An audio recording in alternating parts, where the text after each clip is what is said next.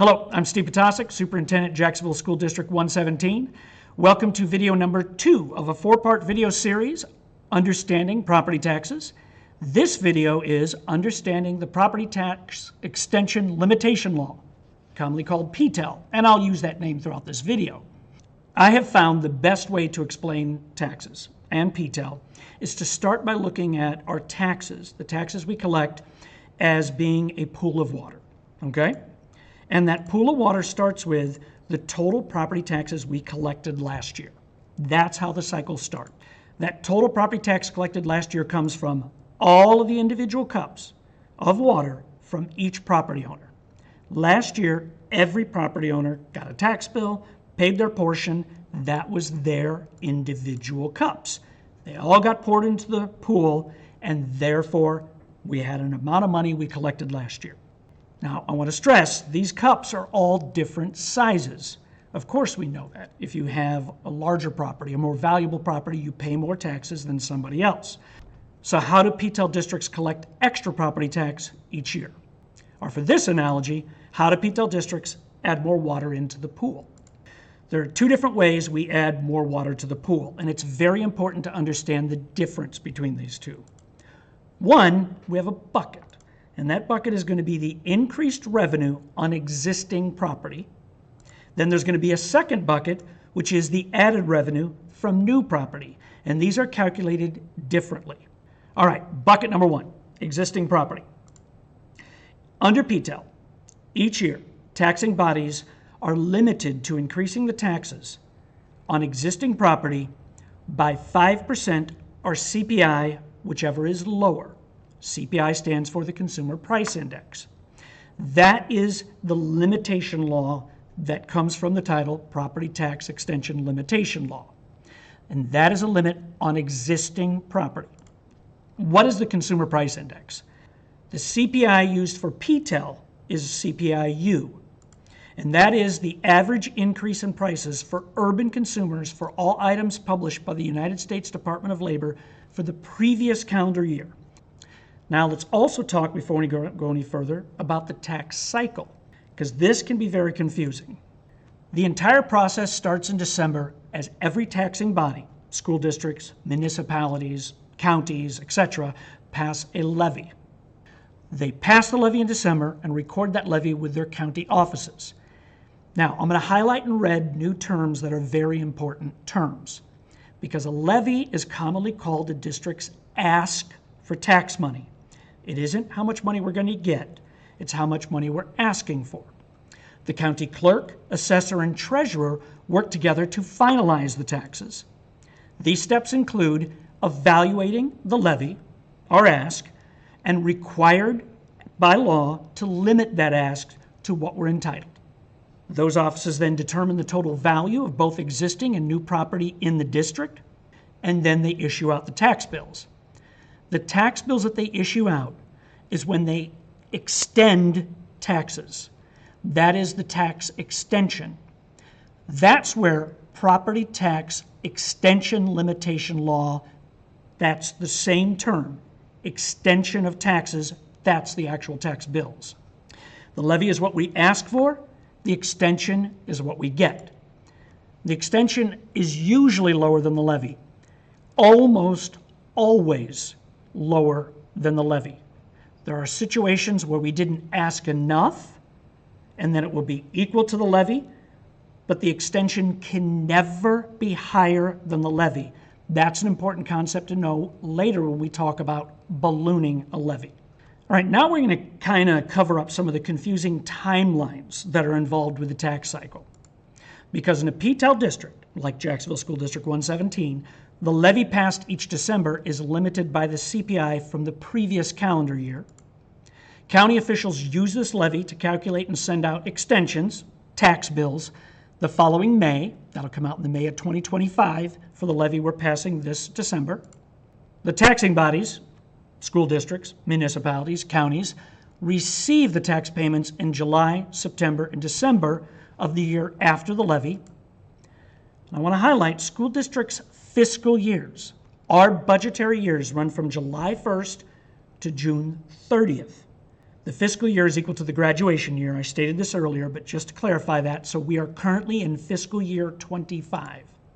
Since the tax payments come to us after July 1st, they are put into the budget of the following year.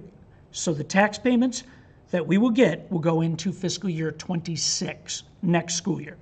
So the nation's economy impacts taxpayers 2 years later, and taxing bodies, school districts, municipalities, counties, etc., 3 years later. In summary, the taxes you paid this last year, in 2024, are going to go into our 2025 budget.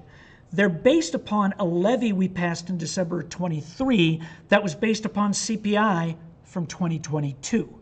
2021 and 2022 saw the highest inflation rates, therefore also the highest CPIs we've seen in decades. And that is why the taxes you paid in 2023 and 2024 had higher gains than previous years. We have some good news. CPI for 2023 that we'll use in this year's levy for taxes you pay next year did drop to 3.4%, and that will be the limiting rate that we will have on existing property. And this CPI will be used for December's levy and the extension and taxes you pay next year. Here's the historical CPI data.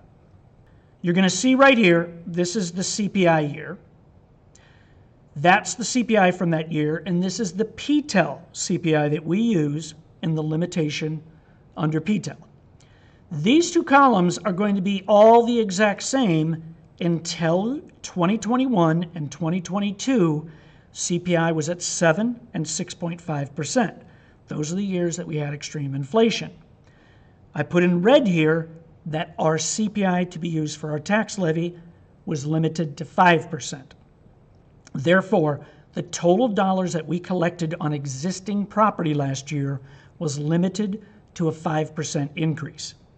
And I have the years here to show that multi-year kind of confusion that happens with the tax cycle. For 2023, the CPI is 3.4. And it's interesting to see the 24-year average there is 2.4. Back to bucket number one. Bucket number one is filled with the lesser of 5% or CPI percent of existing pool water. This water is then added into the pool, creating a new pool water level at CPI percent higher.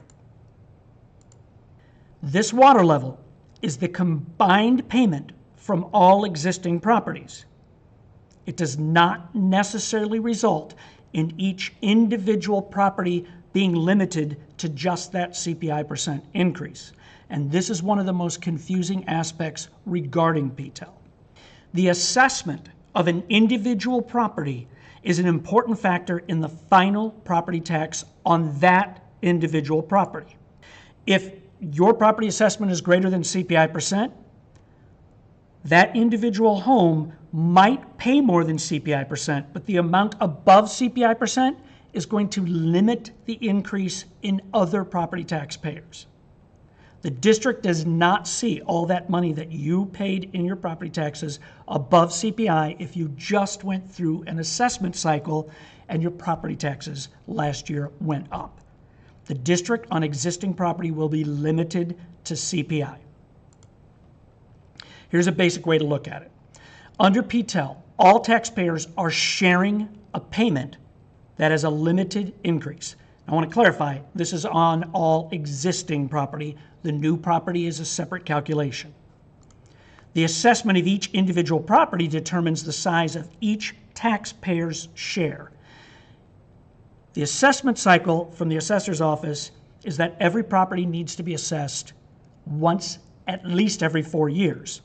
And they typically go around the communities and have a section of the community that once every 4 years is reassessed. And it does so happen that if that's reassessed and property values went up, that area that is reassessed could pay above CPI. But once again, what they're paying above CPI does not directly go to the district. It reduces the amount that everyone else has to pay because the total amount put into bucket one is limited to an increase by CPI. I'm going to detail how a house assessment that goes above CPI will result in an individual paying more, But I want to highlight that doesn't mean that the district's receiving all that extra money. These are the last 3 years of my personal property taxes that I'm paying on my home here in Jacksonville. In 2022, the year I paid taxes in 2022, that was the CPI from 2020, the COVID year. And it was understandable that in 2020, CPI was low, 1.4%. The next year, 2021, coming out of COVID, we had a lot of money from the federal government flowing into locations. There was a lot of spending going, and inflation really hit. I think I showed earlier it was at 7%. Therefore, we were limited to a 5% growth on existing property, on the taxes we collect on existing property. My taxes that year compared to the previous year did go up 6.7%. My assessed value of my home went up just over 4%. Every year, assessed value of homes, even if you're not in the assessment cycle, goes up based upon an area, a regional increase in property values. But last year, my home was assessed at a 17.4% increase in its market value. And therefore, my taxes increased from $5,900 to $7,000, an increase of $1,000, and a 17.8% increase. I'm going to fully tell you, if I didn't understand PTELL, I also would have been fuming at the school district. But I understood it, and I knew right away the school district limitation still only received a 5% increase. The school district did not get a 17.8% increase out of my property taxes. What that did do was lessen the increase for all the other individuals that were not in the assessment cycle. That happens on an annual basis. And each year we will hear about different sections of the community talking about their taxes went up, especially at a time in the last couple of years when property values kind of skyrocketed. While that's a good thing that the value of your home is going up, the bad thing is that results in more taxes. You can find property tax bills for any property in Morgan County using this link, and I will attach that link below in the description of this video. So for our analogy, if one cup gets substantially bigger, the increase in some other cups is smaller than CPI. But the total increase of the water level of bucket number 1 is limited to the lesser of 5% or CPI.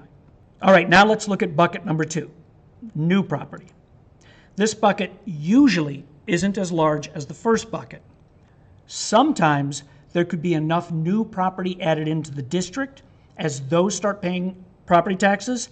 Yes, the second bucket could be larger than the first bucket. That doesn't mean those people are paying more overall taxes than everyone in existing property. It means the district's increase could be larger from new property than from the CPI increase on existing property. But bucket number 2 usually is smaller. While the water level for bucket number 1 is easy, calculating the water level of bucket number 2 is a little more complex. First, they have to determine the tax rate on existing property. That rate then is applied to the new property. How is this tax rate calculated in a PTELL district? Uses the following formula. That tax rate is the taxes to be collected on existing property divided by 1/3 of the value of all existing property.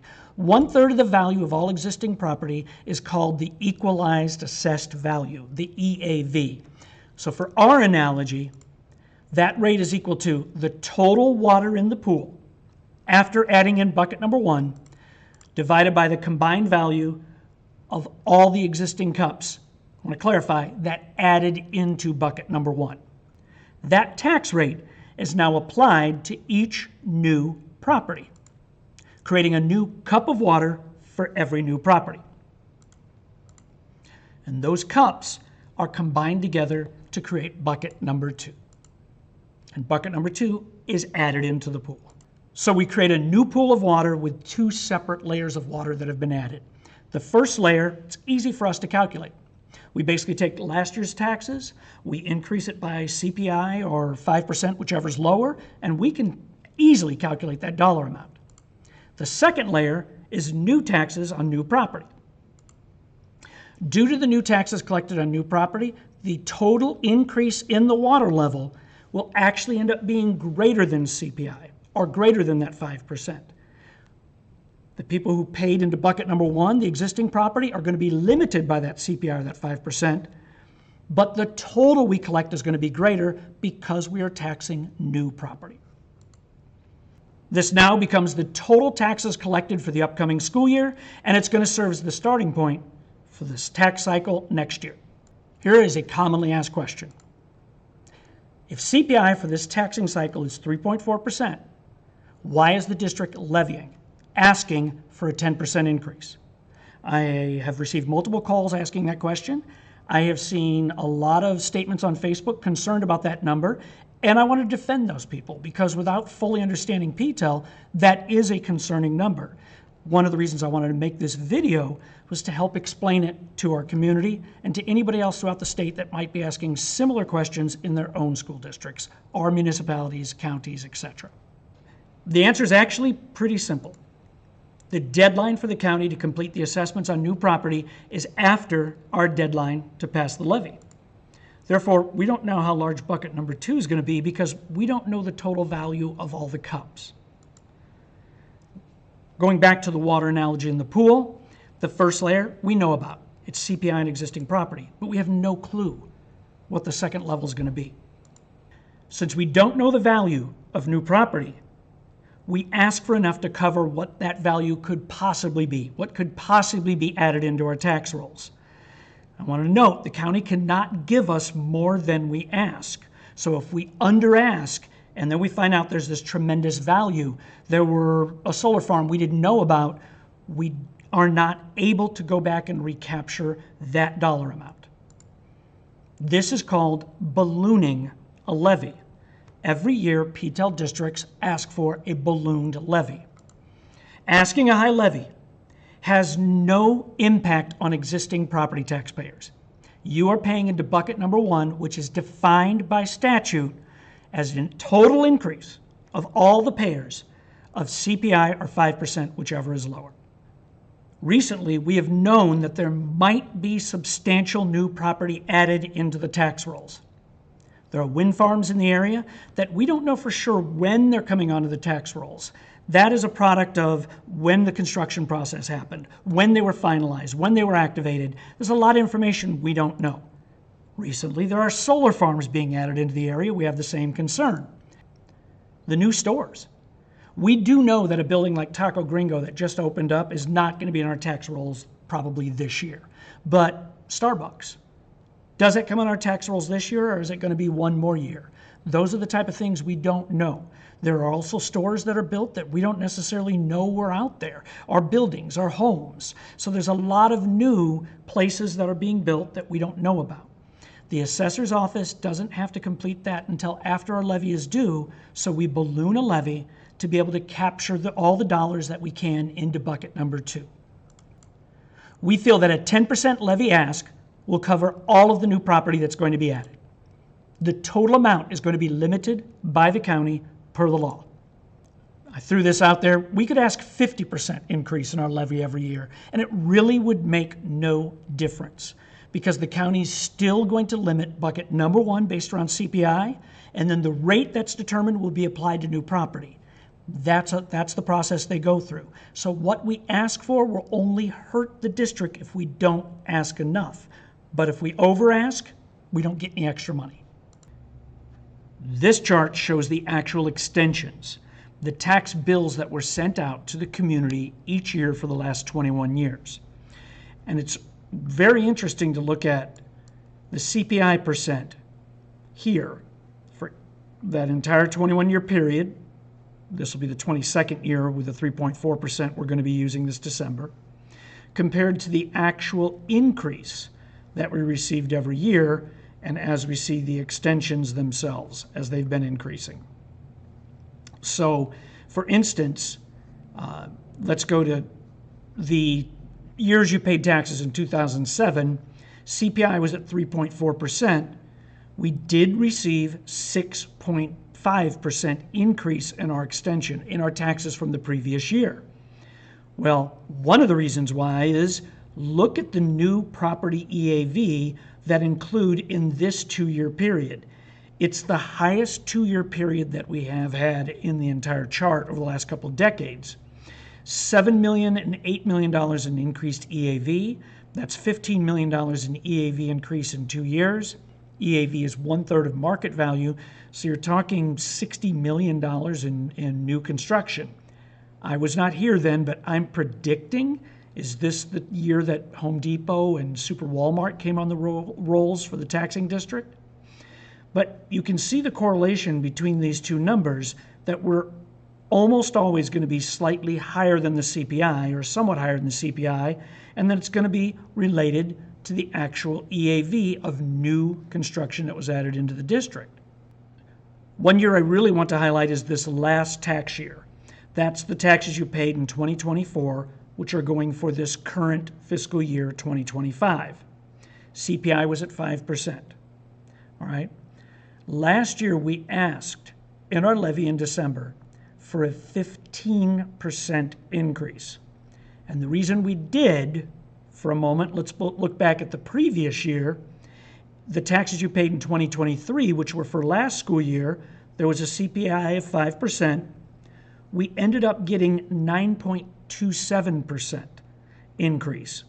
We asked during that levy time for a 10% increase.